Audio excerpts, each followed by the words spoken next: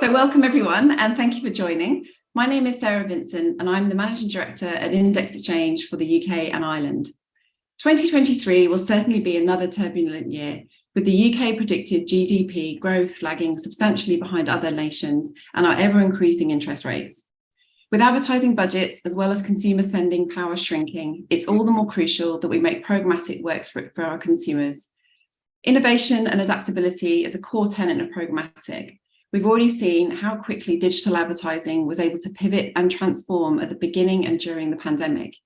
As society and the world changed in the blink of an eye, ad campaigns had to reflect changing consumer habits, product interests, and messaging.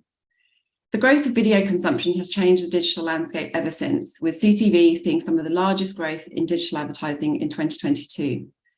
Doubling down on those innovations to make CTV work for its media buyers and owners will be a key factor for a successful 23, providing new sources of funding for broadcasters while allowing cash-strapped consumers to continue accessing the programmes they love.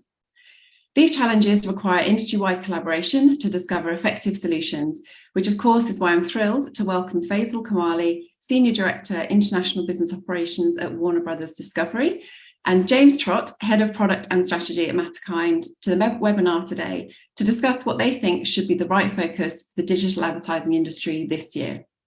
So welcome, Faisal and James. Very nice to have you. Hey, Sarah, how's it going? Good morning, Sarah. Good morning. So let's start by asking a broader question of how we can address the challenges that we face today in the market through digital advertising. Should we be asking more questions about how programmatic can drive down costs, grow efficiency, and bring more efficiency? James, over to you. Absolutely. I think we should. I think if I try and sort of like structure this question and how we're thinking of what digital, I mean, for me, this is really specifically programmatic, sort of spending my time at a programmatic trading desk can do and can help support what growth and innovation. I'll probably structure it in three different ways.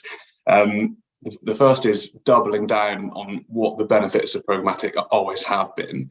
The second would be sort of innovating within our own core channels and what programmatic has always been best known for. And then the third is, I guess, innovating in emerging channels and asking questions around that.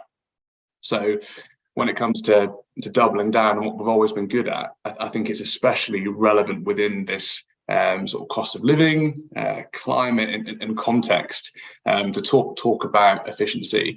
So many of our campaigns, so many of our clients want to buy reach, right, and most effectively reach their most valuable consumers. And programmatic has always been massively well placed to deliver on that.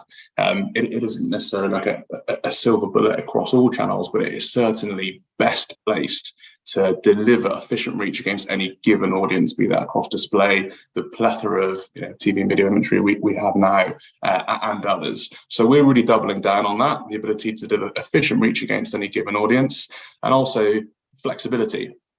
So with programmatic buying, we haven't got to necessarily sign IOs massively in advance and lock away media. With maybe a bit more of a fluid approach that some of our clients might have to their marketing budgets this year, it kind of helps, and it does make a little bit more sense if we can fully plan a campaign and be able to deliver that campaign right up to days or even hours before going live. And our clients have the ability, the flexibility to pause that, cancel that if needed, adjust budgets. So within that context, sort of the ability to be efficient and to be flexible with your budget are two things that we really think will help support programmatic growth even more so this year. Two other things, I guess, on the point of what programmatic's always been good for. We are also, and in terms of innovating within the channels and the things that we already do, we're quite excited to offer our clients guaranteed outcomes-based products.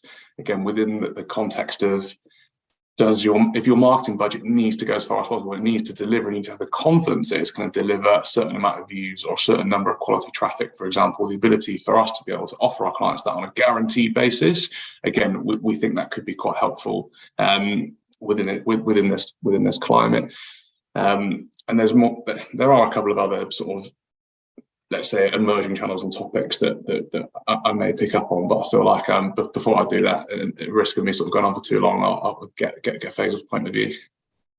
Can I just ask one question on that, James? You're Yeah. saying that you're putting together like to be really flexible and adaptive with programmatic budgets, and that's the beauty of programmatic. What we hear from really I guess the other side is there is no necessarily no insight or lead time into what is coming down the pipe. So I feel it's like the new normal is to not necessarily know and have planned budgets and campaigns for months ahead. It's taking advantage of the flexibility that programmatic brings, and this is the world that we live in. And whilst it's more tricky for publishers, and obviously we'll hear from Faisal shortly, but to plan and know what's coming, it's almost like the benefit becomes a challenge that we have to kind of get used to. Yeah, I think that's a fair comment. I would say that there's still probably a spectrum of that. There are definitely still campaigns that we absolutely plan in advance, and that will be holistically alongside other parts of the business as well. So they'll be planned at the same time as out of home or traditional TV, and it has the benefits or the strategic benefits of doing that all at one time. But yes, of course, there is also much more short-term turnarounds, as is something that we can offer clients with programmatic activation. So depending on the campaign, the objective of the client, there's different approaches to get the best results, I guess, from a strategic point of view.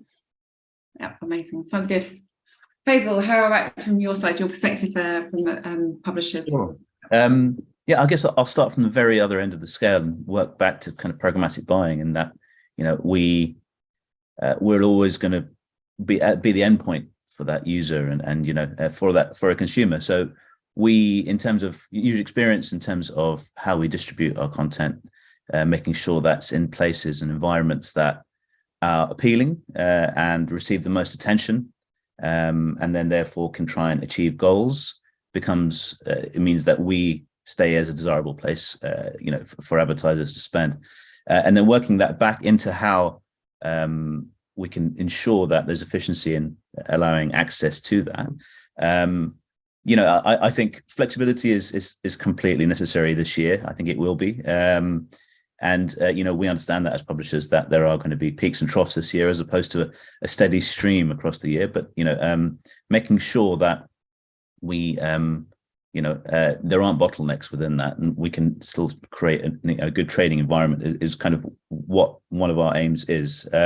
Again, the core value that we come back to, though, is that making sure that it's a desirable place for consumers to consume, whether that is our content or it is advertising. I think from a publisher perspective, that's how we continue to create higher yields and make sure that we are making more revenue, that if there are those peaks and those troughs especially, we become somewhere that's available to advertise in. But I guess availability isn't enough anymore. There has to be kind of a more strategic look at why brands would see that piece of inventory. Obviously we are a very strong brand, but within some performance-based, especially I guess advertising, you have to perform well and send the right kind of signals in terms of matching IDs, whether that's doing more private marketplaces in terms of having being visual in the marketplace. So that's kind of the direction we will go in. Yeah. Great, thank you. You mentioned about your own ID and building that out. Like, how successful has that been so far, and perhaps what are your key learnings from that? Yeah, so everything we do at the moment is kind of built for our internal audience first strategy that we have, but with that, we will look at how that's interoperable with the ecosystem as a whole. So, whether that is all of the IDs or tokens that are out there at the moment to try and ensure that we can start matching. The main identifier generally nowadays is email addresses. So it's really just trying to find the vehicle to try and match that. What we don't want to do is get to another place where it just becomes another really cluttered place for buyers to buy. So it's kind of being strategic about that and making sure you make the right decisions in terms of who you partner with and those things. Yeah, and that actually leads me quite nicely into my next question, which is, and we'll stay with you if that's okay, Faisal, around what part collaboration plays in the success of the outcomes you're trying to drive this year. Yeah, like looking back at last year, basically the platforms that we had the most conversations with, unsurprisingly, have actually done the best with us, because I think there has to be a cadence in that, in terms of there's a balance between too much adjusting and fiddling and actually just leaving things to naturally take their course and then looking at trends. So I think that's a really important thing to have in terms of collaboration with the platform, with you guys and other platforms. Obviously, from working with the buy side, that's obviously even more important, and that's the end goal, is to make sure that those two combine. Any piece of technology that is in the middle has to really be additive, and that's where those kind of conversations and partnerships mainly come from. Yeah, it's brilliant to hear. The more conversations you've had, the more business you're doing with those partners.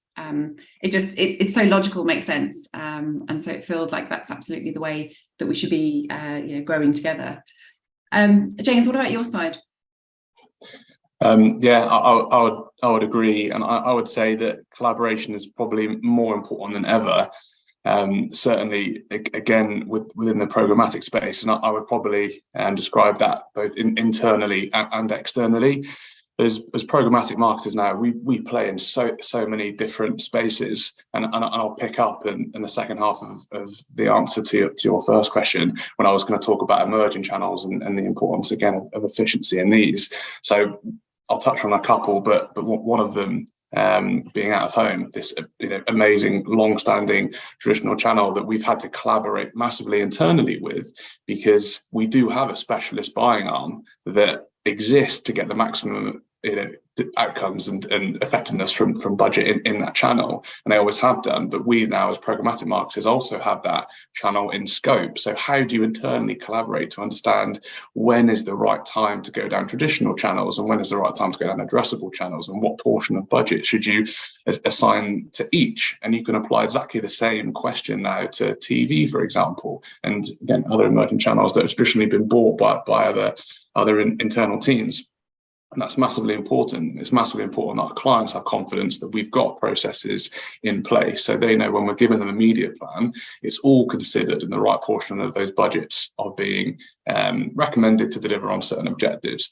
Efficient coverage of a particular audience is a great example of why you would use addressable channels versus maybe traditional and out of home. And again, we're going through exactly that process now in TV. I know that's something we'll come on to shortly in more detail. But then externally, again, we're agnostic really at Matterkind, and that is a much easier thing to say than do. There is a significant amount of new capabilities coming into the space all the time, be that data solutions or technology solutions, and we really try and commit to meeting and evaluating all of these different partners. And if we feel that they've got an excellent idea or capability, then we'll commit to partnering with them, training up our own teams and bringing their capabilities into our fold. And again, as we evolve and as we mature into different channels, that is going to become even more increasingly important. So collaboration for us as a trading desk and an agency, both externally and externally, is more important than ever, the more our scope widens and increases. And just to add to that, it just made me think in terms of having those conversations, picking those technologies. James is having those conversations, so am I, but actually they have to really be able to work together and be interoperable, which is kind of the whole aim of all of this, is to, we can innovate, we can create amazing visualizations and show how our audience performs and behaves, sorry, not performs. But then James will have the same insight in terms of who he sees. I'm not speaking on your behalf, James, but that's kind of how we envision it. But that connecting those two becomes that really important piece that I guess we still needs more work in the industry. There are some really good examples of that working well, but I think it needs to be more widespread to be a real kind of tradable factor. Yeah, that's a really good point. And I was thinking about, James, what you said earlier about, your focus now on providing guaranteed outcomes. Like that in itself needs incredible collaboration between the partners you work with. And to your point, Faisal, as well, you need to know the partners you're bringing on board can deliver the outcomes you're trying to achieve and you've sold in. And, that interoperability becomes incredibly key. And you say there's a plethora of partners out there, plethoras of vendors. And I guess it's a challenge in itself, actually trying to identify the best one or the one that works for this particular goal versus this particular goal. Yeah, absolutely. And the breadth of our sort of clients is so vast. Some of them are on massively different stages of their sort of life cycles. Even some of them are brand new, some of them are super traditional and established. There's all of your different verticals that you have to consider, with different audiences that you want to reach. Invariably, there isn't going to be off-the-shelf solutions that fit all of them. So it's a combination of the different tech, data, and media that is going to, I guess, all the sort of customized bringing together of that on a brief-by-brief basis is going to deliver the best results. So yeah, it absolutely is. And you're right on the supply piece as well. To be able to offer guaranteed outcomes, you have to have an intimate understanding of your partners and your supply and the performance of that inventory. In order to do that in a relatively, I guess, low risk way, we want to sort of de-risk the offering of that for all parties involved in order to deliver the best results. But yeah, amazing. If you're happy, we can switch gears now and talk more specifically around CTV. I'm interested to know from you both, like, what you see the digital TV landscape looks like today in the UK specifically, but also if you have a more European view as well, and how you think it will transform throughout the year. So like where we are today and what it's looking like, and what's your kind of sentiment around CTV. Faisal, do you want to kick off? Sure. Yeah, I mean, as I was kind of alluding to earlier, we always look at any new channel as an amazing distribution point for our content. So, the core of it is that we do have content that we will distribute across our own owned and operated platforms. But obviously, the key factors or the key KPIs that we look for from these platforms, CTV is kind of smashing through when it comes to video consumption. So yeah, it's super exciting. And obviously, from our perspective, it's an opportunity to maybe start from scratch in terms of an advertising product, which I guess is quite difficult to find nowadays. So my main remit is news and sports. So CNN is the biggest brand that comes under my remit. So a lot of live. So fast channels have become super valuable for us in terms of how our users consume live content. And how therefore we advertise within that. It's a place to innovate and maybe start from scratch and try not to clutter if we can. So yeah, I mean, CTV, of course, for a broadcast publisher such as us is a super important kind of strategic direction we're taking. Great, thank you. James, what's your view on the CTV market today? And then we'll dive a bit more into some of the challenges that we're facing. Yeah, I'm happy to comment on, I guess, the CTV market for sure, but maybe the sort of TV video market more broadly. So I think it is it's absolutely top of our agenda this year, and it's a super exciting space. If I was to sort of just describe the key players in there, or let's say the different routes to market, you of course have our long established linear TV routes to market. Then you kind of have the world of on demand, which is BVOD and then AVOD in all its sort of different forms. And within that, you have the CTV hardware owners, you have the fast channels and apps, and you do have some of the global platforms. And then adding to that, you then have the world of online video, which invariably is in-stream, pre-roll, and out-stream, independent video. So you have, it's an incredibly sort of scaled ecosystem different types of brilliant inventory that you can use to reach audiences. And picked up a couple of keywords that Faisal, you used then, being sort of decluttering, and I'd add another one being simplifying. What we're really on a journey to do this year is to try and simplify that ecosystem on behalf of our clients, because media consumption is changing in terms of and this is much more potent for younger audiences, but it is also more relevant to older audiences. The consumption of linear TV is decreasing. It is declining, and digital consumption is increasing. And again, that is more potent for younger audiences. So we're kind of on a bit of a mission this year to support our clients on that journey from lowering and decreasing and not too over relying on linear to do the job, and supporting them with that budget that we do take away. We want to give them confidence that they are going to be buying and accessing comparable inventory, comparable quality reach that does still take advantage of all the scale and opportunities within that brilliant TV and video ecosystem. And in order to do that, we've got 5 standards of what we are now going to call addressable TV. And by that, I don't mean CTV only, because if we think about BVOD has always been a natural reach extension into the online space for broadcast, that's always been cross-device, like inherently.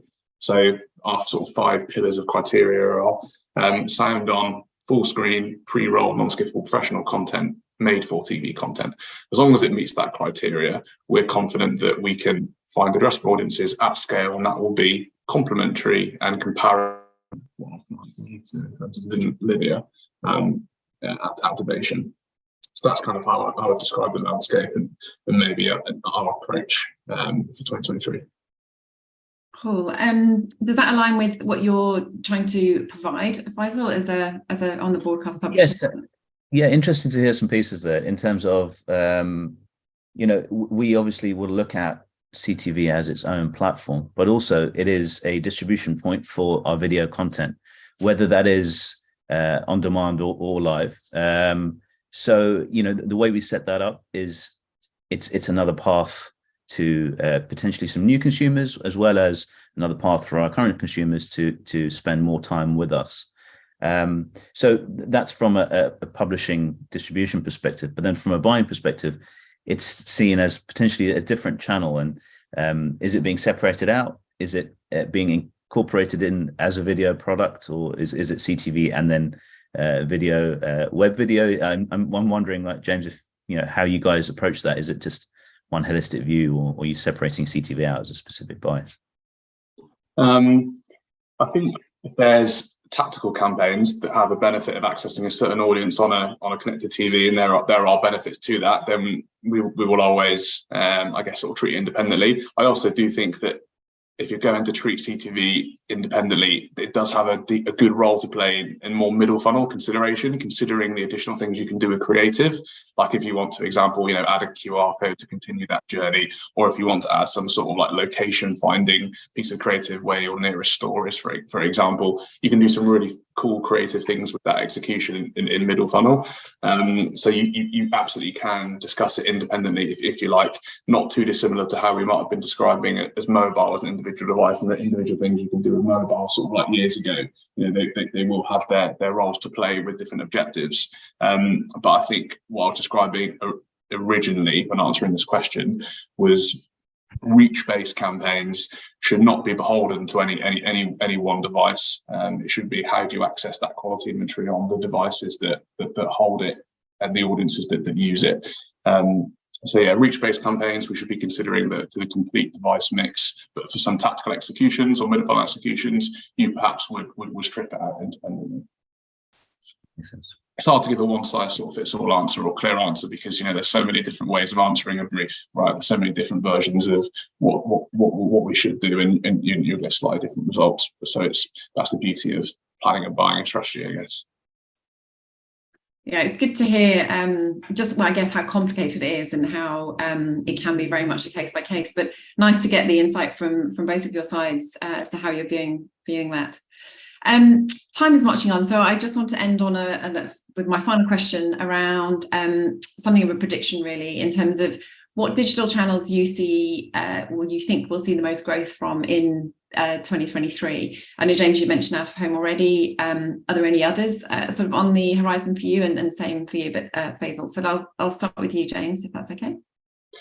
Yeah, I've always been a massive advocate.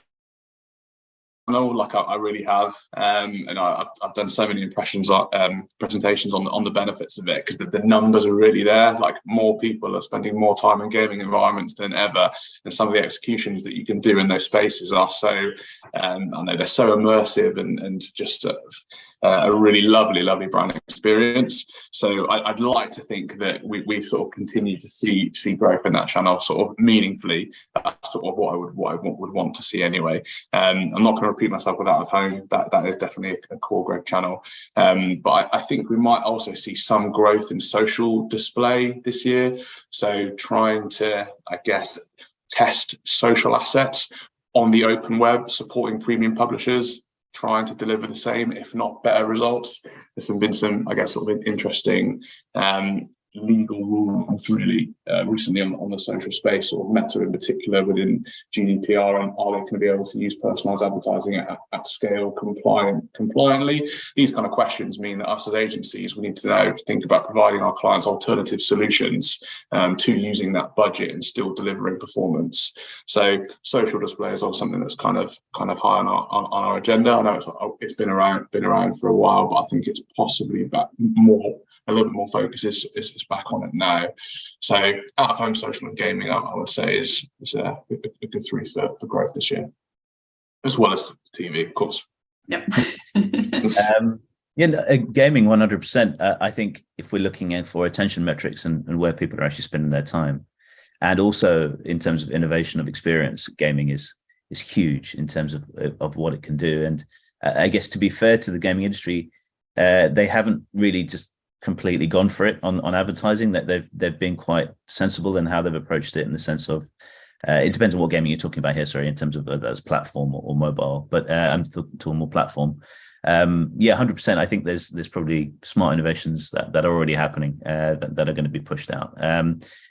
For me, obviously, as us as a brand, audio is always going to be a really strong presence and a strong vehicle to kind of distribute content, and slightly different for broadcasters who want to, who have trust with that consumer, and in terms of how we present what we do. It's a really good vehicle for that. I think people were a bit put back by the fact that people didn't commute. But consumption didn't decrease as much as everyone thought it would. In terms of, in fact, maybe it's gone the other way as people spend more time with themselves. But audio, I think, was a huge one. And we've been talking about a lot, but as a broadcaster, especially, CTV is a huge growth area for us. I saw in your notes, Sarah, the year of CTV. I don't think we want to fall into that trap anymore. Year of the mobile, death of the cookie. I think it's an evolving platform, and it'll continue to. And it's been around for years, and it'll get bigger and bigger. And I think that will happen with audio as well. Those are kind of the main pillars we're pulling on this year. Amazing. Thank you so much, both of you. That's you heard it all here first, guys. Digital out of home, social display, gaming, audio, and many others. So it's going to be a fun and interesting year.